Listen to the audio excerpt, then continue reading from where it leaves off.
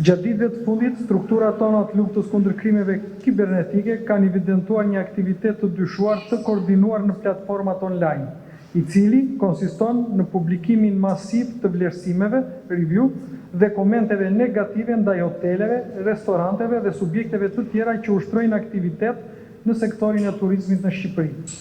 Nga veprimet e para verifikuese, administrimi i kallëzimeve dhe analizave të dhëna të siguruara deri në këtë fazë, rezultojnë indicje për ekzistencën e një rrjeti llogarish që kanë vepruar në mënyrë të sinkronizuar në platforma ndërkombëtare të vlerësimit të hoteleve, restoranteve, resorteve dhe destinacioneve turistike. Brenda një periudhe të shkurtër kohore, këto llogari dyshohet se kanë publikuar në masë komente dhe vlerësime negative, me qëllim krijimin e një perceptimi të rremtë dhe dëmtimin artificial të reputacionit online të bizneseve shqiptare.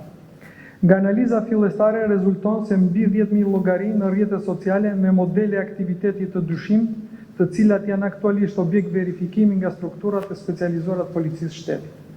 Konkretisht, një pjesë e konsiderueshme e llogarive dyshohet se janë krijuar rishtas dhe janë përdorur në funksion të kësaj veprimtarie, por ka dhe llogari me profile të rregullta të sakta, të cilat janë identifikuar nga ana jonë dhe po vijojnë veprimet hetimore.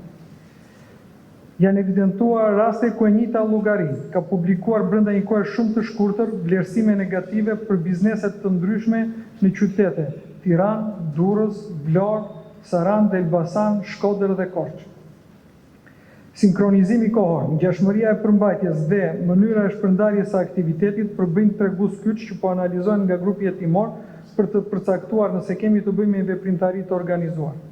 Një aktivitet i tillë, nëse provohet se është i qëllimshëm, nuk cënon vetëm interesat e bizneseve të prekura, por prek dhe konkurrencën e ndershme, besimin e konsumatorëve dhe perceptimin e Shqipërisë si një destinacion turistik i sigurt.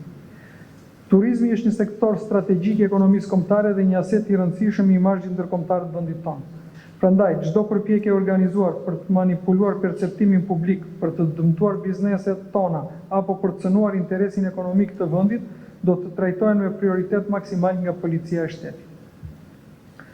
Në këtë kuadër, kam urdhëruar strukturat e specializuara, veçanërisht ato të hetimit krimit kibernetik, që të vijojnë me intensitet të lartë veprimet procedurale për identifikimin e autorëve dhe personave që qëndrojnë pas kësaj veprimtarie,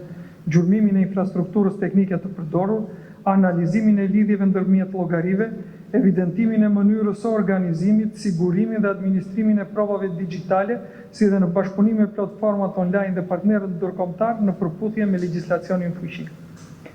Materialet procedurale për këtë rast do t'i referohen prokurorisë rrethit gjyqësor, pasi nga të dhënat e administruara ekzistojnë dyshime për element të veprave penale në fushën e krimeve kompjuterike si dhe dëmtim të interesave ekonomike dhe reputacionit tyre.